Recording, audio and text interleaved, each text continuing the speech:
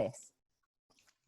Entonces, yo siempre digo que hay que comparar el epitelio normal con el epitelio alterado. Dijimos que en el epitelio normal había una maduración correcta de las células basales. Como mencioné anteriormente, cuando generalmente, obviamente, las lesiones de alto grado son generadas por HPV de alto riesgo, cuando este virus de HPV infecta las capas basales. Modifican el ADN de alguna manera de las células basales y las células no pueden madurar, por lo cual en todo el epitelio vamos a ver células que van a ser muy parecidas a las estratobasales. Entonces vamos a ver células de aspecto basaloide que comprometen o los 2/3 basales o la totalidad del espesor epitelial. Por supuesto que esas células van a tener hipercromasia, van a tener aumento de la relación núcleo-citoplasma, irregularidad del núcleo, cromatina dispuesta en grumos finos y gruesos, y vamos a ver mitosis en la totalidad del espesor, justamente porque hay una desregulación del ciclo celular. De acuerdo a dónde lleguen esas atipías, vamos a dividir a la biopsia en SIN2, es decir, si compromete los 2/3 basales, o en SIN3 si compromete la totalidad del espesor epitelial.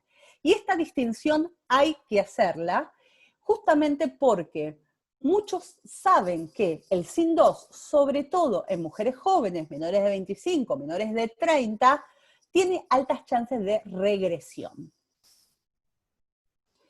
Acá vemos un extendido citológico con una lesión escamosa intraepitelial de alto grado, en donde vamos a ver todas células pequeñas de aspecto basaloide, que no sería normal encontrarlo, por ejemplo, en una mujer joven, pero que estas células, además de ser pequeñas o tener el tamaño de una célula basal o parabasal, tienen irregularidad del núcleo, cromatina en grumos, fíjense, más oscuro y más claro, en grumos gruesos y finos, obviamente escotaduras, aumento de la relación núcleo-citoplasma, e incluso a veces podemos ver alteraciones de alguna manera de la queratinización, estas panzas eosinófilas dentro de las células que también alertan hacia una lesión de alto grado. Y esto es muy importante, yo siempre lo pongo en todas las clases, que me gusta que los ginecólogos sepan de esto, que hay veces, hay lesiones de alto grado, que el patólogo las ve y huele que en algún lugar va a invadir. Si no invadió, estará por invadir. Hay signos que me permiten decir que una lesión escamosa intraepitelial de alto grado está por invadir. Y a eso lo llamamos prolegómenos de invasión, es decir, signos que sugieren que está por invadir, pero que todavía no invadió. A estos prolegómenos de invasión son los focos de queratinización anómala, es decir, un epitelio queratiniza hacia arriba. Cuando vemos focos de queratinización en la basal, lo llamamos queratinización o maduración paradojal. Y el infiltrado inflamatorio linfocitario, que se encuentra subyacente a ese epitelio displásico, también es un signo de alarma. Por lo cual, cuando vemos estos focos de maduración paradojal y este intenso infiltrado inflamatorio, hay que hacer nuevos cortes al taco para ver si está invadiendo. Cuando yo lo veo en una biopsia y confirmo en el estudio de numerosos cortes que no hay invasión, les pongo en el informe con signos de maduración paradojal y en general los ginecólogos con los cuales yo trabajo entienden que eso es un signo de alarma. Bien, terminando lo genérico de las lesiones escamosas intraepiteliales, vamos a hablar del proyecto LAS, que como la gran vedette de estos últimos años. El proyecto LAS es un proyecto intersocietario que es viejo en realidad, se publicó en el 2012, 2012 se hizo, 2013, entre 2012 y 2013, se publicó en 2012, en el cual se unieron numerosas sociedades, Colegio Americano de Patólogos, Colegio Americano de Colposcopistas, y dijeron, bueno, todas las lesiones del tracto anogenital, o la mayoría, son HPV relacionadas. Por lo cual, ¿por qué vamos a llamarlas de diferente manera si la génesis de esas lesiones es la misma, el tratamiento en general es el mismo y el pronóstico es el mismo?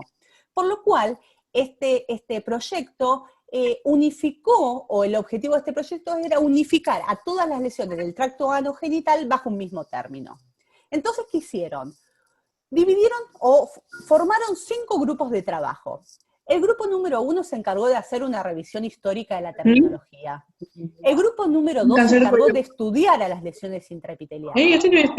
El grupo número 3 se encargó de estudiar al carcinoma escamoso superficialmente invasor o microinvasión, que a lo largo del tiempo tuvo muchos nombres, dándole el nombre de CISCA. El grupo número 4 se encargó del estudio de los biomarcadores y el grupo número 5 de la implicancia y la implementación de una terminología unificada. En realidad, la nomenclatura de todas las lesiones escamosas intraepiteliales variaron mucho a lo largo del tiempo. Fíjense, no voy a especificar, no voy a ir punto por punto, pero los más salientes son, en 1969 se hablaba de sin 1, sin 2 y sin 3.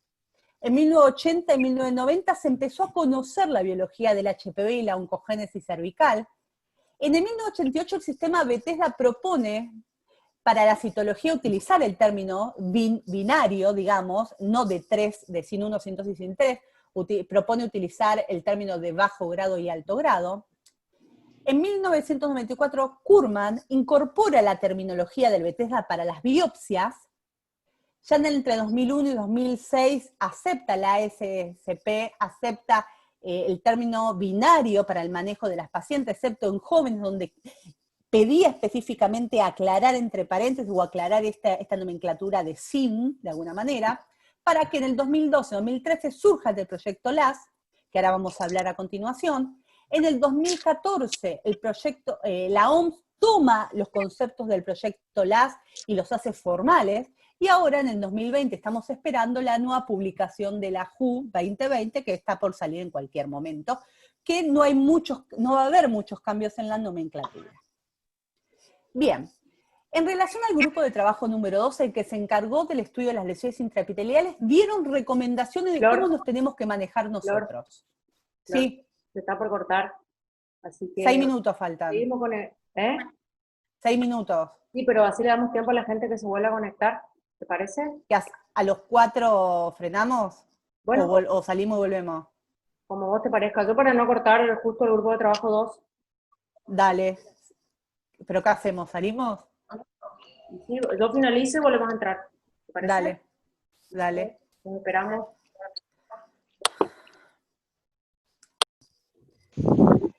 Pasando al grupo 3.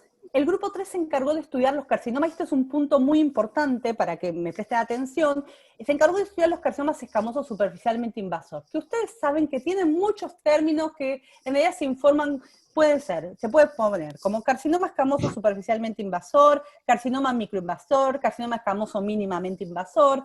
La realidad es que hay muchos términos que hoy día se aconseja diagnosticar como carcinoma escamoso superficialmente invasor, entre paréntesis CISCA, y este término se recomienda para carcinomas escamosos mínimamente invasores que han sido completamente extirpados y son pasibles de tratamiento conservador. Es decir, por ejemplo, cuando lo veo en un cono, cuando lo veo en un lid, cuyos márgenes van a ser libres.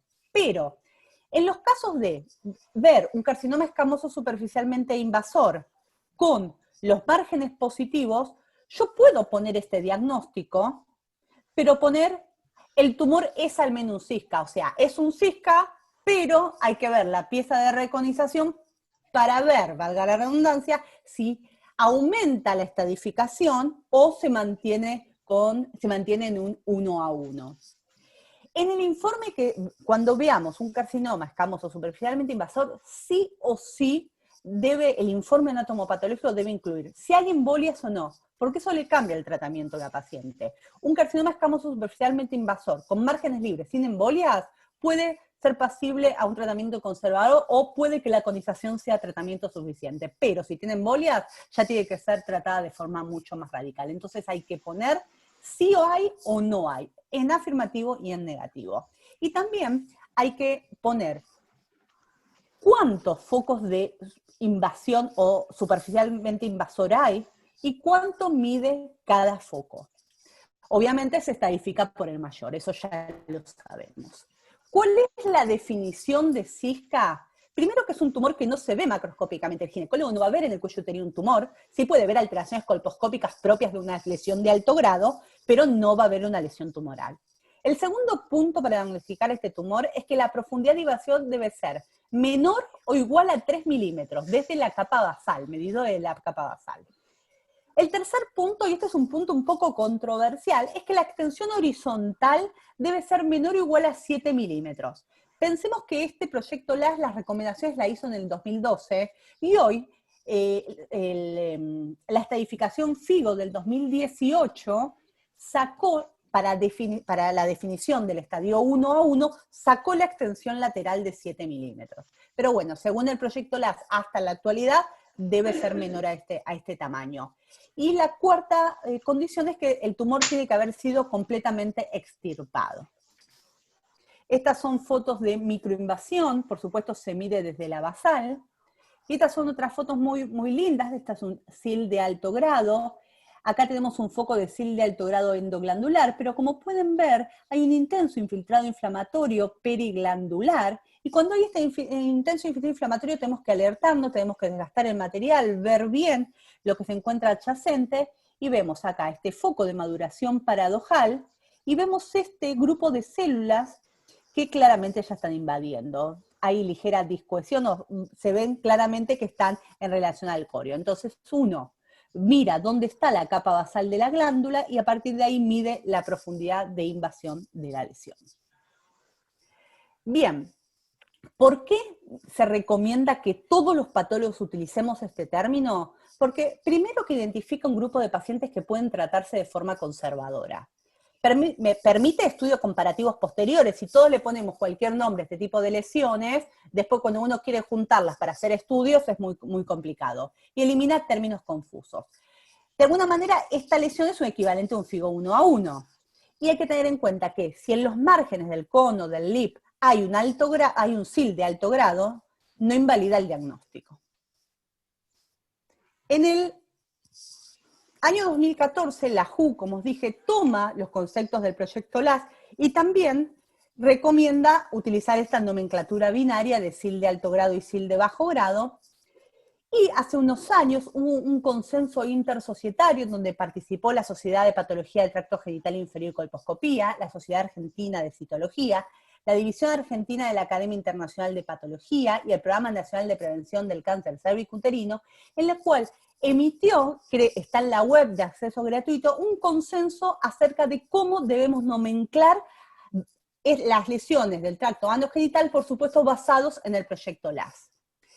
Por lo cual recomendaron, esto voy a ir un poco más rápido, que en cuello y vagina los diagnósticos sean los propuestos por el proyecto LAS, y propuso el término, y este es un término que yo utilizo, nosotros en el Hospital de Clínica utilizamos, de epitelios anómalos. ¿Y qué son los epitelios anómalos? Son aquellos epitelios benignos que no tienen displasia, que no tienen lesión de alto grado, pero que no son normales 100%. Por supuesto que para que el ginecólogo biopsie un cuello uterino tiene que ver una lesión, no biopsia un cuello uterino normal. Entonces nosotros siempre tenemos que tratar de explicar a partir de la biopsia esa lesión que se ve en la colposcopía. Esto es muy correcto, este juego de hacer una correlación entre la biopsia y la colposcopía. Es decir, un ginecólogo biopsia un epitelio aceto blanco, entonces yo no puedo ver un epitelio normal en la microscopía. En ese epitelio probablemente pueda haber que tiene pérdida de glucógeno, que sean epitelios hipoglucogénicos, que tenga hiperkeratosis, que sea un epitelio hiperparaqueratósico, que sea un epitelio engrosado, que sea acantósico, que tenga elongación de ejes conectivos vasculares. A todas esas lesiones que no son del todo normales, pero no son displásticas, se agloban dentro del término epitelios anómalos. Y es un término que, bueno, que está permitido usar, que está recomendado usar y que nosotros usamos. Después me cuentan si ustedes lo usan o no. Dentro de las lesiones glandulares del cuello, por supuesto, recomiendan utilizar adenocarcinoma microinvasor, que eso vamos a ver más adelante, adenocarcinoma in situ y epitelios anómalos glandulares, que es lo mismo que con lo escamoso. Son cuando tenemos glándulas que no son atípicas, no son displásicas, pero tienen algún tipo de alteración. Por ejemplo, perdieron el moco, tienen metaplasia de tipo salpingioide, etc. En la vulva, esto lo dejamos para la clase de vulva, utilizan obviamente el proyecto LAS para las lesiones intraepiteliales y utilizan para las lesiones dermatológicas la clasificación de la ICSBD. Y el grupo de trabajo número 4, que es uno de los grupos más interesantes, es el que se dedica al estudio de los biomarcadores en cuello uterino. Claramente la estrella, si uno piensa en biomarcadores, por supuesto, piensa en la P16. Vamos a, en 2 minutos, repasar qué es la P16. La P16 es un inhibidor de quinasa celular. Tiene un efecto negativo en el ciclo celular, es decir, es antiproliferante. Mantiene a la célula en una fase G0, evita que la célula entre en una mitosis. ¿Cómo funciona? Bien. Una célula, las células, sobre todo del epitelio, que tiene alta capacidad de regeneración, sobre todo las células basales, pueden dividirse y se dividen normalmente. Cuando la célula se divide, la proteína de retinoblastoma se separa de su ligando natural, que es el E2F. Cuando ocurre esta separación, la célula ingresa a ciclo celular. Cuando la célula se divide, genera P16, poco. Y ese P16 que acumula de la misma división celular actúa de una manera feedback negativo, estimula que la proteína de retinoblastoma vuelva a unirse a su ligando natural E2F. Y con esta unión, la célula vuelve a fase G0. Es decir, que este P16 que genera normalmente y que es indetectable, actúa favoreciendo que nuevamente la proteína de retinoblastoma se una al E2F y con eso se frena el ciclo. Bien, ¿qué ocurre cuando hay una infección oncogénico transformante? Como dijimos, cuando ocurren este tipo de infecciones, el virus se fusiona al ADN celular, comienza a sintetizar sus oncoproteínas virales, la E6 y la E7. Vean el esquema que la E7 va a ser morfológicamente parecida a la E2F, por lo cual, cuando la proteína del retinoblastoma se separa de la E2F, la célula se divide. Al dividirse, la célula genera P16.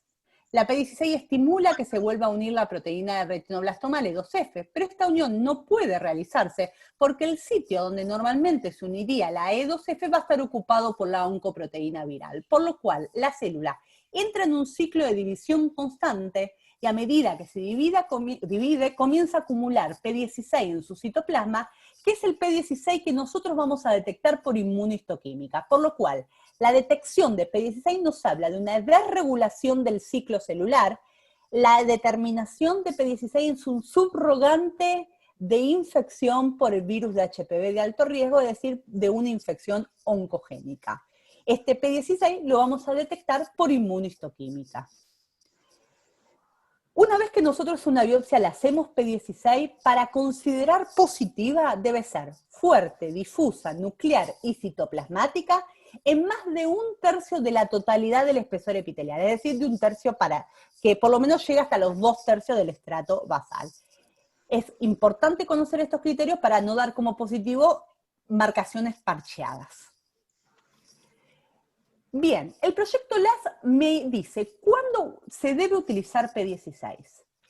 Yo debo utilizar P16 cuando tengo que hacer diagnóstico diferencial entre lesiones de alto grado y simuladores, vamos a ver más adelante, siempre que haga un diagnóstico de alguna lesión de tipo IN2, VAIN2, VIN2, AIN2, PEIN2, lo que fuera 2, cuando hay desacuerdo entre profesionales y toda biopsia que sea negativa o tenga una lesión de bajo grado, pero que el paciente tenga citologías de riesgo, es decir, un paciente que tiene múltiples citologías de HSIL, una SCACHE, y en la biopsia la veo negativa o veo una lesión de bajo grado. Entonces, el primer punto, hacer P16 cuando tengo que hacer diagnóstico diferencial con simuladores. Hay muchos simuladores de alto grado. Puede ser cambios reactivos asociados a inflamación, cambios reactivos asociados a radioterapia, la atrofia, las metaplasias inmaduras. Obviamente hay metaplasias inmaduras y metaplasias inmaduras, hay atrofias y atrofias, algunas que otras con más sospecha de que sea un alto grado que la otra, digamos. Cuando yo veo una biopsia y tengo dudas si estoy ante una atrofia o si estoy ante cambios reactivos o un alto grado, le hago P16. Si es positivo, me indica que es una lesión de bajo grado, y si me es negativo, que estoy ante un simulador.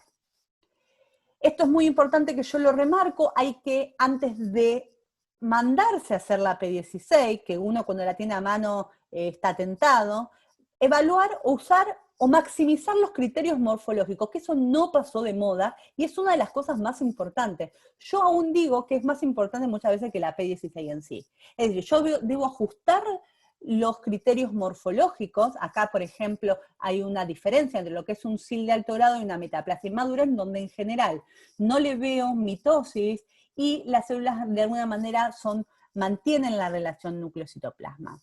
O, por ejemplo, otro diagnóstico diferencial es la atrofia, sobre todo en mujeres posmenopáusicas, que al final de la presentación les voy a mostrar un ejemplo. El segundo caso, y es el más controversial, es debo hacer P16 en todos los casos morfológicos de SIN2. Cuando yo me refiero a SIN2, por supuesto estoy incluyendo a todos los dos, de vulva, de vagina, de ano. Es muy fácil identificar los SIN3, pero en realidad, la realidad es que los SIN2 tienen mucha variabilidad interobservador. Y acá voy a hacer una distinción a lo que antes se creía. En muchos papers, y ustedes van a ver muchas publicaciones que dice que en los casos de SIN2 yo debo utilizar P16, o la P16 la debo utilizar para documentar las zonas grises entre un SIN1 y un SIN2. Es decir, el patólogo ve la biopsia, no sabe si es un SIN1 o un SIN2, porque no sabe si esa atipía, esa desorganización llegan o están restrictos a la capa basal o llegan hasta la capa media. Entonces ahí le hago la P16 para definir si es positivo es un alto grado y si es negativo es un bajo grado. Eso no es del todo correcto porque se sabe hoy que hasta un 30% de las lesiones de bajo grado pueden ser P16 positivo. Entonces, entiéndame este concepto. Si yo estoy en duda si es un bajo grado, un SIN1, o un alto grado, un SIN2, y me da la P16 positivo, ¿qué es? ¿Es un bajo grado P16 positiva o es un alto grado? Por lo cual, yo debo hacer P16 cuando morfológicamente yo estoy convencida que es un bajo grado, por lo cual, es un alto grado, es un SIN2, perdón. Por lo cual, acá la morfología toma,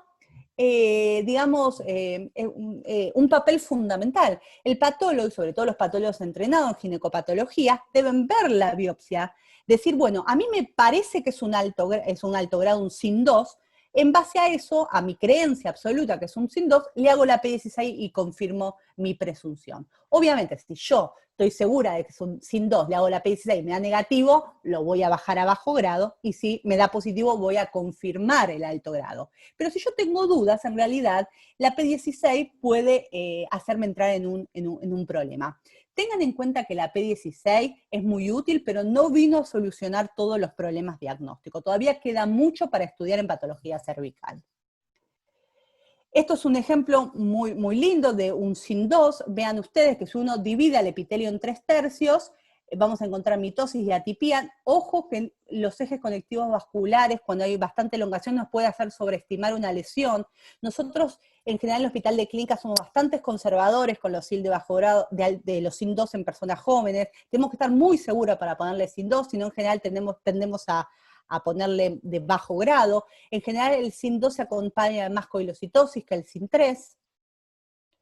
Y este es un ejemplo de un SIN2 que le hicimos la P16, dio positivo y me confirmó mi diagnóstico de alto grado. La P16 me mejora la sensibilidad diagnóstica. Este es un trabajo muy interesante de Christine Bergeron, le dieron a los patólogos, a patólogos comunitarios generalistas, 828 SIN2. Con la hematoxilina y eosina diagnosticaron 340. Y agregándole P16, diagnosticaron 447, por lo cual aumentó el nivel de detección de esta lesión en un 31,5%. Este es otro trabajo muy interesante de Galgano, en el cual la sensibilidad del SIN2 solo fue de casi un 69%, y aumentó a un 86,7% cuando se le agregó P16. La tercera recomendación para realizar P16 es cuando hay desacuerdo entre profesionales. Y acá voy a hacer un comentario muy importante. A veces, más que la P16, es mejor el diagnóstico por consenso. ¿Por qué digo esto? Si a mí me llega de un patólogo que yo conozco, que sé que es buen patólogo, una biopsia con un diagnóstico de un SIN1. Yo lo veo, esto pasa lo mismo. Miro la biopsia y me parece un alto grado sin 2. Y si me da la P16 positiva, ¿qué le pongo? Porque yo voy a tener razón y mi colega no, y que en realidad es así un SIL de bajo grado que expresa P16. Por lo cual, si bien cuando uno va a cambiar un diagnóstico de otro colega, necesita objetivarlo de una forma más adecuada y la P16 puede ser una herramienta, a veces lo que se recomienda es el diagnóstico por consenso, es verlo varios patólogos entrenados y llegar a un acuerdo acerca del diagnóstico que le vamos a poner, es decir, la opinión de varios expertos. Y el cuarto y último punto es aquellas pacientes con morfologías, y este es un punto muy importante, morfologías negativas o de SIL de bajo grado, pero la paciente tiene antecedentes de citologías de riesgo. Y este es un trabajo, vean, muy interesante, de 330 pacientes con biopsias negativas y PAP previos positivos. Le hicieron a esas 330 biopsias P16 y encontraron que 11 en algún lugar daba positivo para la P16. Es decir, de las 330, 3,2% dieron P16 positivo. Cuando reevaluaron la hematoxilina eosina, la biopsia, y buscaron las zonas donde había dado P16, revieron su diagnóstico original. En un caso dijeron, bueno, yo estaba equivocado, no era una lesión negativa, era un alto grado, un SIN 2. En la mayoría de los casos, vean, 1, 2, 3, 4, 5, o en 8 casos, miraron nuevamente la biopsia y dijeron, sí, da la P16. Evidentemente esto es una lesión escamosa intraepitelial, pero las características de la biopsia no me permite a mí decir si es un alto grado o un bajo grado que haya dado P16 positiva, por lo cual lo reclasificaron como SIL indeterminado. A 2 como metaplasia atípica, término que no utilizamos, y a 1 le dijeron no, por más que dé la P16 esto sigue siendo un bajo grado. Por lo cual, la conclusión del estudio es que efectuar P16 en biopsias morfológicamente negativas aumenta la tasa de detección de SIL en pacientes con prueba de Papá Nicolau anterior a alto riesgo. Sin embargo, ¿es rentable hacer esto? Solo identificaron 11 pacientes con P16 positivo y dentro de esas 11, pocas con lesión verdaderas de alto grado.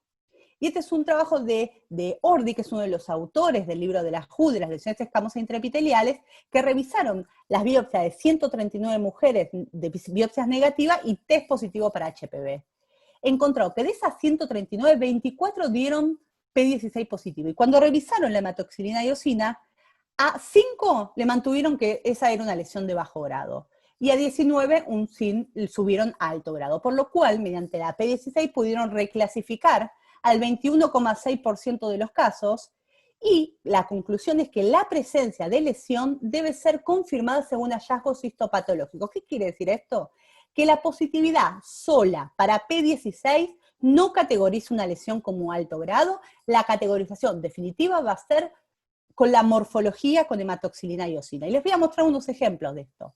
Este es un caso que presentaron en el Congreso, los que me escucharon a la jornada invernal ya esto lo escucharon, de la USCAP, en donde mostraron esta lesión que aparentemente es un endocervix, fíjense en las glándulas endocervicales con metaplasia escamosa, y acá un proceso inflamatorio. Esta biopsia fue diagnosticada como una metaplasia escamosa y una endocervicitis crónica, pero tenía historia previas de ASH. Se le hizo P16 y dio positiva en esta área conflictiva. ¿Qué hicieron los patólogos? Volvieron a mirar en detalle el área que marcó P16 y vieron que sí, que había atipías, había cierta desorganización, pero el epitelio no estaba completo. Yo acá no puedo decir si es un SIN 1, un SIN 2 o un SIN 3. Por lo cual esta biopsia fue diagnosticada como SIL inclasificable.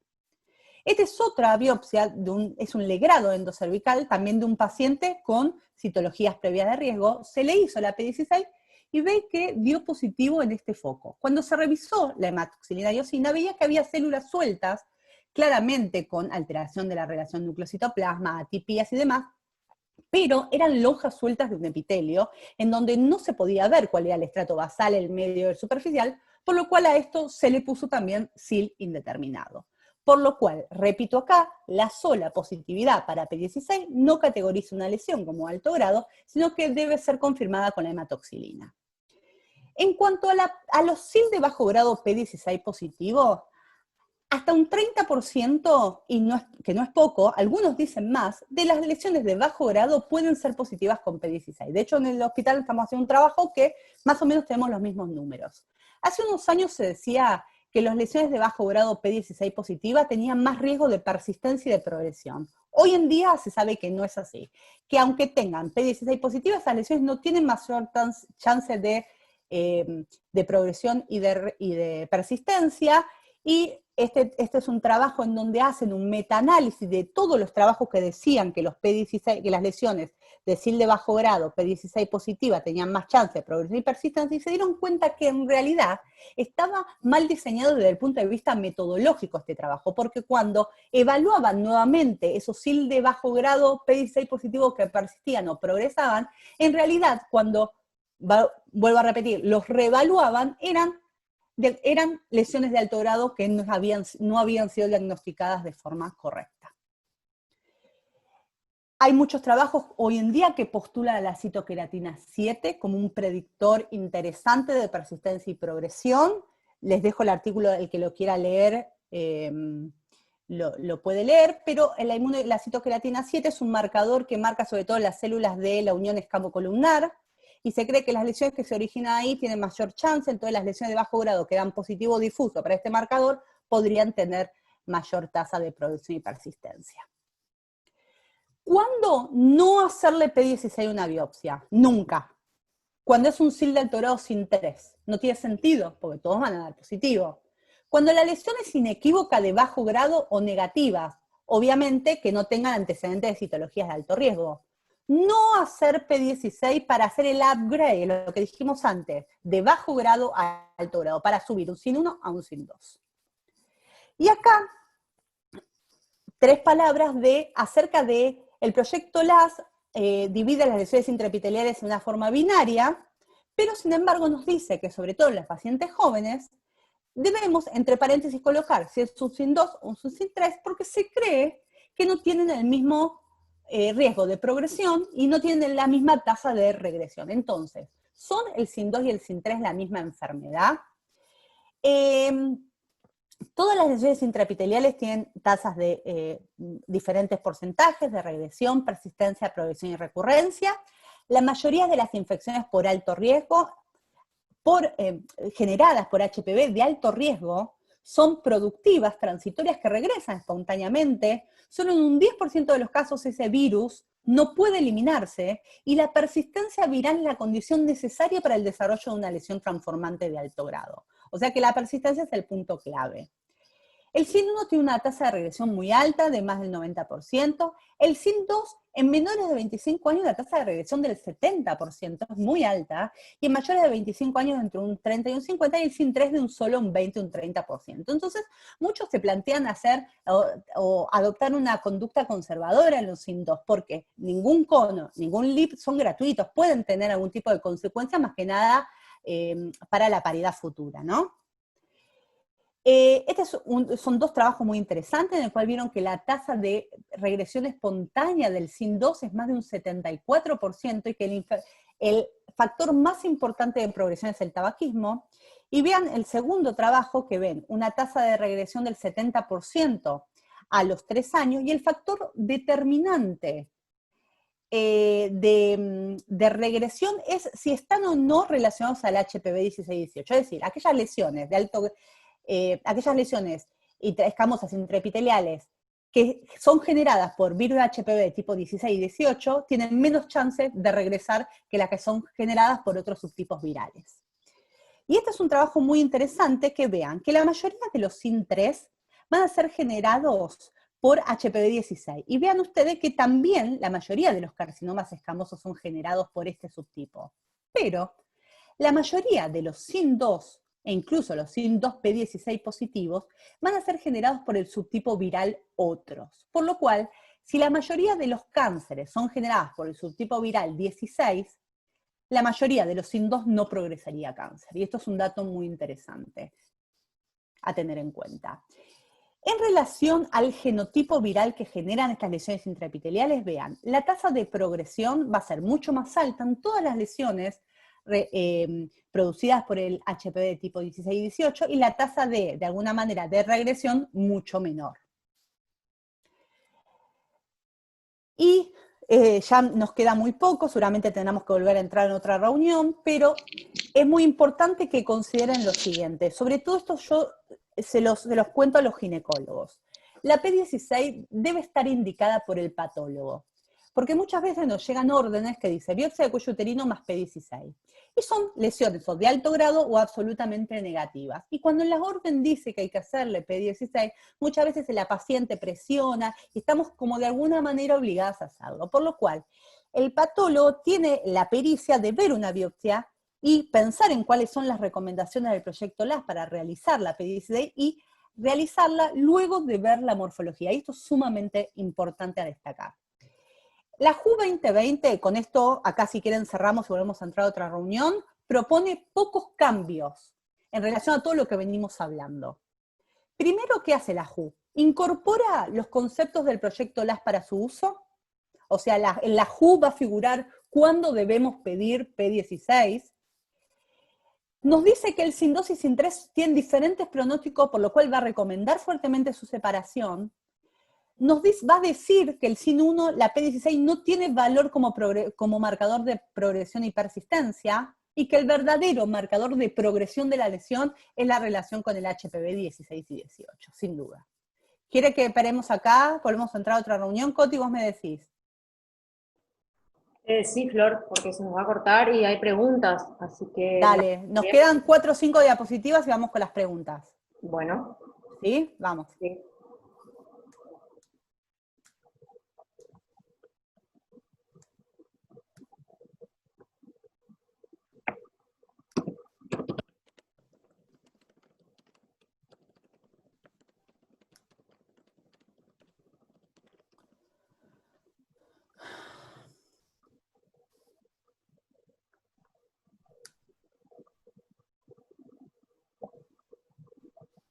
Salimos, ¿no?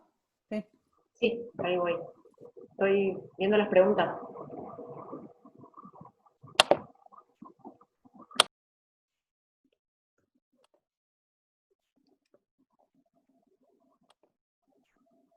Bueno, ahí estamos entrando. Vamos a esperar a que estemos todos.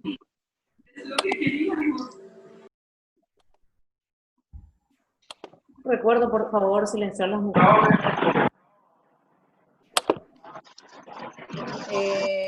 Coti, me Sí. inhabilitaste otra vez. Perdón por los problemas técnicos. Es la primera vez que como asociación realizamos una charla que prometemos para la próxima mejorar. Está perfecto. Bueno, ¿estamos más o menos todos? Ahí te digo, espera. Falta un poquito. Vamos Dale. un ratito, porque a todos nos va a interesar escuchar las preguntas. Sí.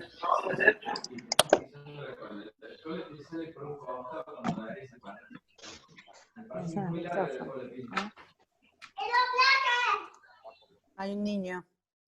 Sí, por favor, los micrófonos. Yo voy a silenciar igual. Lo acá veo. Cuando vos me digas, Coti, ¿eh? Sí, un ratito, espera. Sí, sí, sí.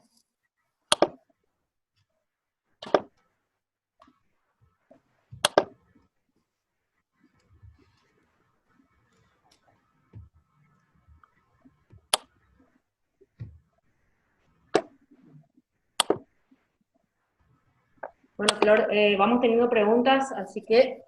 Bueno, entonces, esperá, termino, ¿no? Sí, obvio, terminá y hacemos las preguntas. Bueno, rápidamente, esto, bueno, yo lo presenté también en la jornada invernal, que fue, yo le pregunté a mis amigos, los patólogos del interior, cuáles eran las principales dificultades que tenían en el diagnóstico de las lesiones intraepiteliales. Y me plantearon cómo diferenciar un HSIL de un simulador sin P16, porque la realidad es que en muchos lugares de nuestro país, y también ¿no? de los países lindantes, no tienen P16 para el uso rutinario. La realidad es que no tengo mucha respuesta para esto. Lo que puedo decir es que hay que ajustar al máximo los criterios morfológicos y a veces podemos recurrir a otros anticuerpos. Este es un ejemplo, lo hago rapidito, de una paciente de 60 años, menopáusica, que se toma PAP. En el PAP se veían primero en nuestro medio lo miran los citotécnicos y lo diagnosticaron como una HSIL. Nosotros veíamos estas pocas células pequeñas de aspecto basal para basal con citoplasma bastante oranjófilo, el núcleo irregular, pero eran muy pocas las células. Y nos parecían células de algún aspecto involutivo, entonces decidimos ser más conservadores y ponerle unas H. La paciente tenía una colpo normal, por lo cual se realiza un legrado endocervical donde se veían estas lonjas sueltas de epitelio con alguna vacuolización que pensamos si podía ser efecto citopático, con una banda de ligera paraqueratosis, pero la realidad es que nos parecían lonjas de epitelio atrófico, pero consideremos que tenía una citología de alto riesgo. Por lo cual se le hizo, para hacer el diagnóstico diferencial entre atrofia, de alto grado y por la antecedente de esa citología de unas H, se le hizo P16.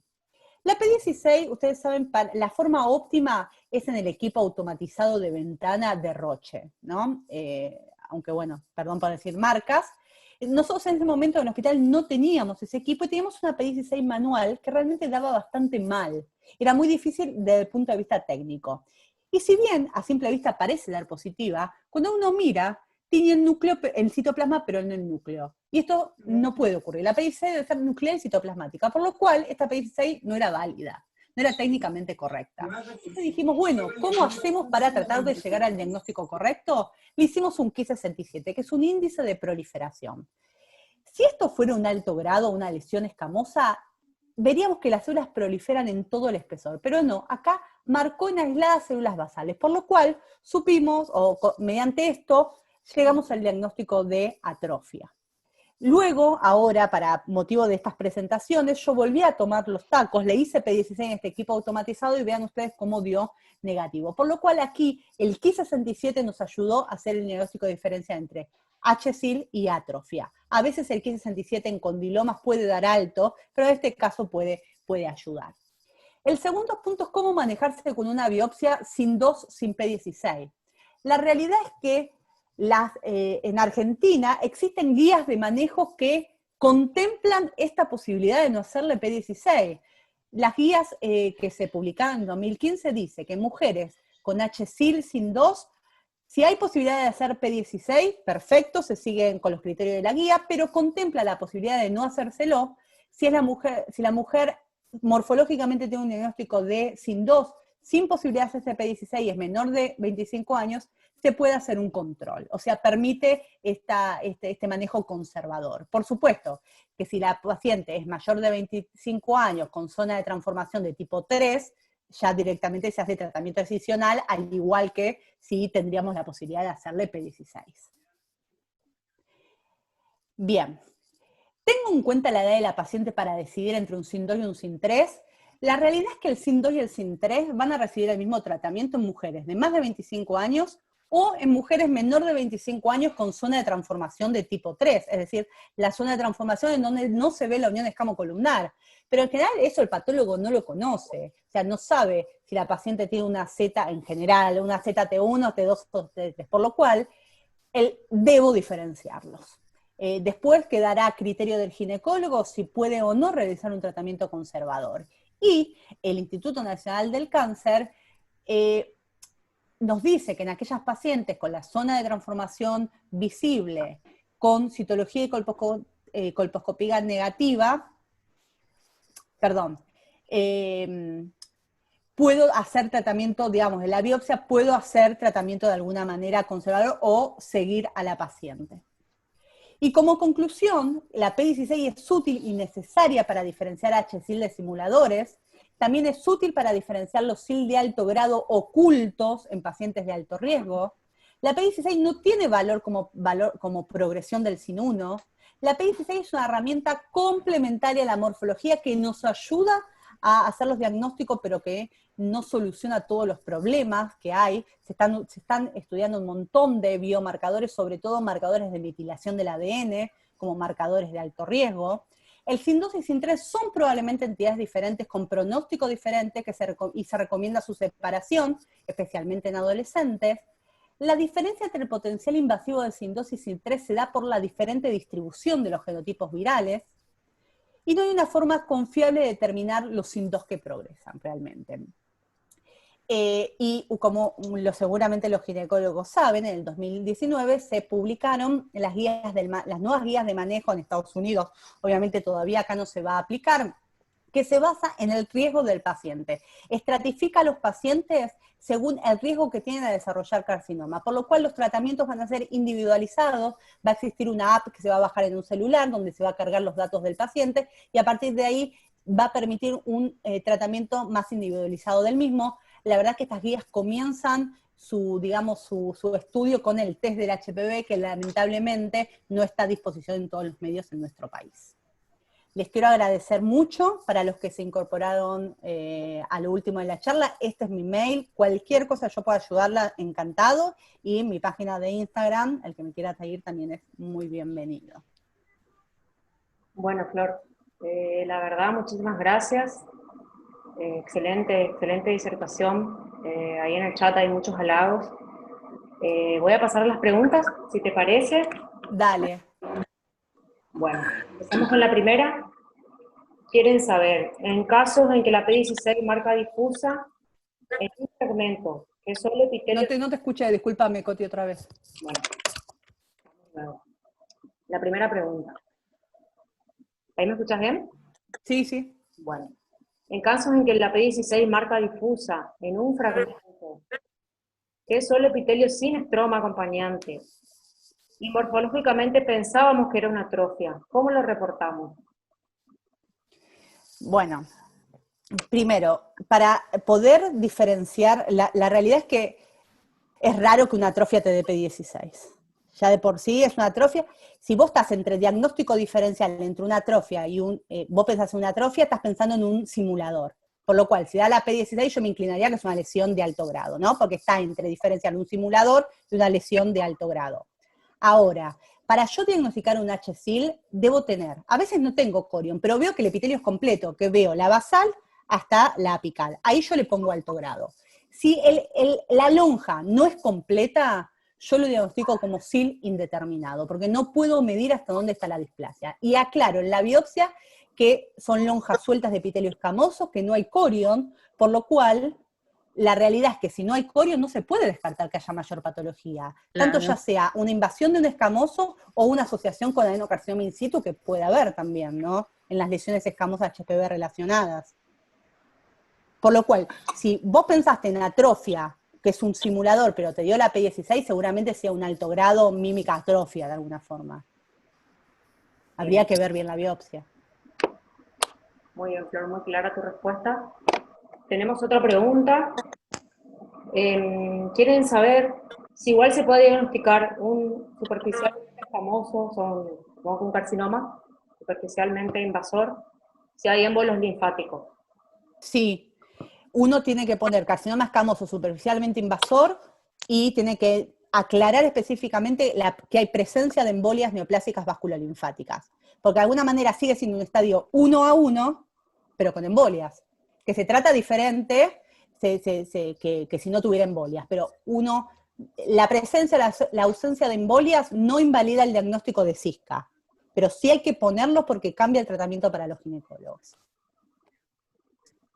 Bien. No sé si hay alguna otra pregunta. Estaban esas dos nada más. Esperamos un ratito. Bueno, vamos recordando que el viernes 21 tenemos esta segunda charla de 5 que organizamos junto a la doctora para que no se la pierdan. Bueno, puros halagos, Flor. Bueno, espero, no es muy fácil dar las charlas por esta forma, ¿viste? Porque no interactúas con la gente. Pero, bueno, espero que les haya gustado. Y bueno, la que viene vamos a hablar ya de los carcinomas escamosos de cuello uterino, con las nuevas, digamos, con las recomendaciones un poco viejas y un poco actuales, ¿no? Para que tengamos en cuenta. La idea es hacerlo para que sea para todos, para ginecólogos y para patólogos, digamos, de alguna manera orientado a que, no tanto a la microscopía, sino a qué debe el patólogo sí o sí informar en sus informes, qué debe siempre estar en un reporte para que el ginecólogo pueda tomar de forma correcta su conducta terapéutica, ¿no? Y para definir el pronóstico. Genial, Flor. Bueno, le quiero agradecer a todos los que participaron. Es nuestro debut como asociación de patólogos. Así que qué mejor que el debut con esta excelente presentadora. Así que bueno, muchas gracias a todos. No sé, me parece que no hay más preguntas, no. Me están preguntando cómo accedemos al video, nosotros después lo vamos a subir, si Flor nos da permiso, a nuestro canal. Tenemos que crear nuestro canal de YouTube y lo compartiremos con todos los que estuvieron presentes. Ahí hay otra pregunta, Flor. A ver. Pedimos todavía. A ver, preguntan. ¿Conviene diagnosticar carcinoma superficialmente invasor o informarlo como un carcinoma escamoso invasor y simplemente medir la profundidad, sin poner el objetivo de superficialmente invasor? Eso depende en qué muestra estemos hablando, ¿no? Dijimos que tiene que cumplir las condiciones que ya dijimos. Tiene que haber sido un tumor que no se vea macroscópicamente, que tenga las medidas de menos de 3 milímetros de profundidad y 7 de extensión lateral, y haya sido extirpado completamente. En general, ese término lo utilizamos más que nada en piezas de lip y piezas de cono. En las biopsias generalmente utilizamos superficialmente microinvasor o con áreas de microinvasión, midiéndolo, pero en realidad para dar el término final de CISCA deben cumplirse los criterios que hablamos, ¿no? Anteriormente. Lo cual en una biopsia es casi imposible de evaluar. Yo generalmente en la biopsia, si veo un foquito de microinvasión, uno en la biopsia no sabe si está viendo parcialmente el tumor.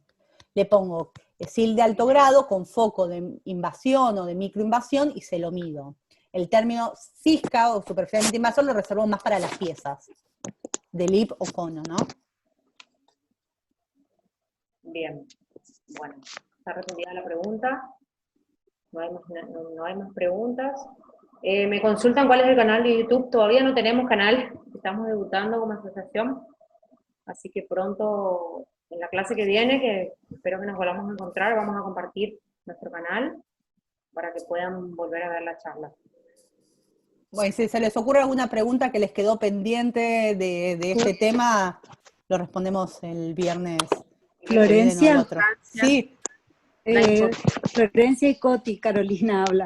Sí, yo estoy en el grupo de los patólogos de Formosa. Te quiero agradecer a vos y a Coti también por la iniciativa. Fue iniciativa de Coti, a la cual nos sumamos el resto de los patólogos de Formosa.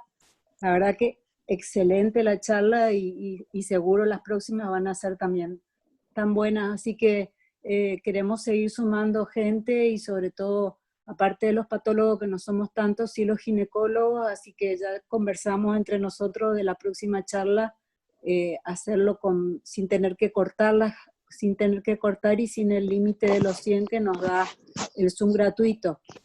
Y te quería pedir, Florencia, si puede ser para la próxima, como hay una participación alta de ginecólogos y el tema es cáncer de cuello, escamoso y adeno, si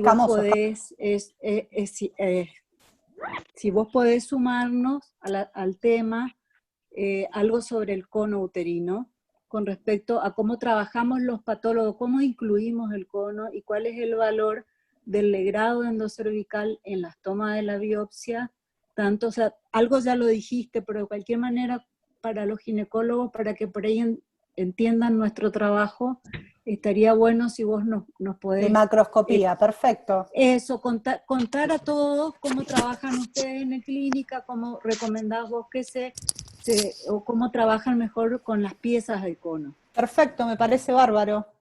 Muchísimas gracias. Doctora, listo. Sí, hola.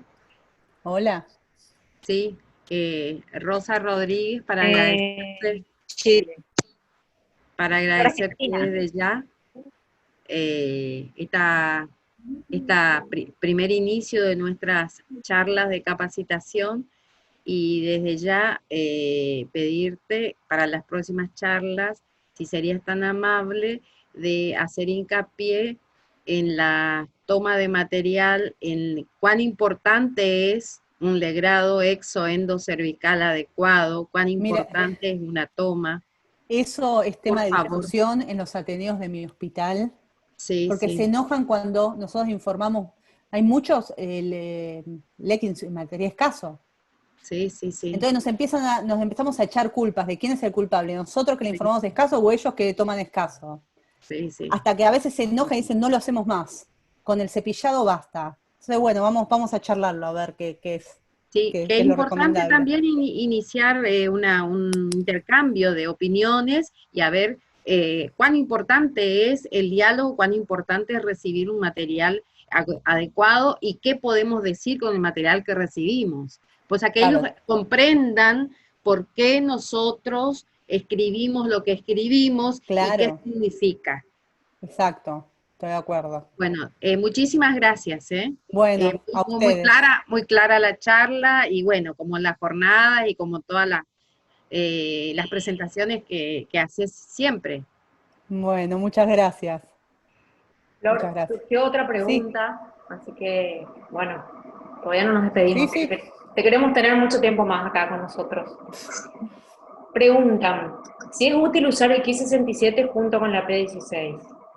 Mirá, a veces sí y a veces no. Yo en general muchas veces lo hago en conjunto, porque como que si me da la P16 con el Q67 alto me deja más tranquila. El proyecto LAS no recomienda el uso de P16. Este es algún truco que sabemos los patólogos de la práctica diaria, de muchos artículos que estudiaron.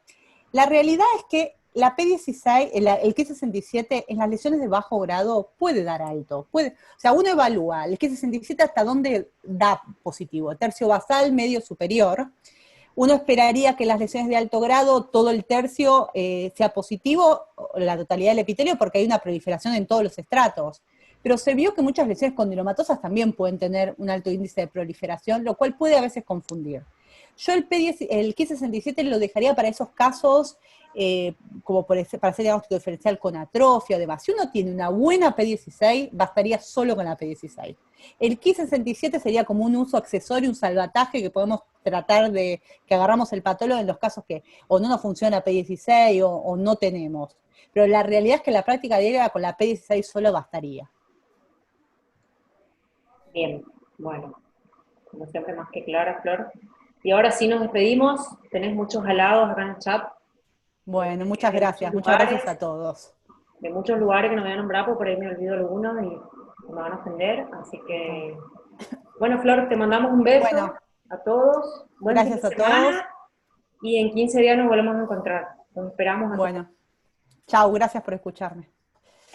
Chao. Gracias.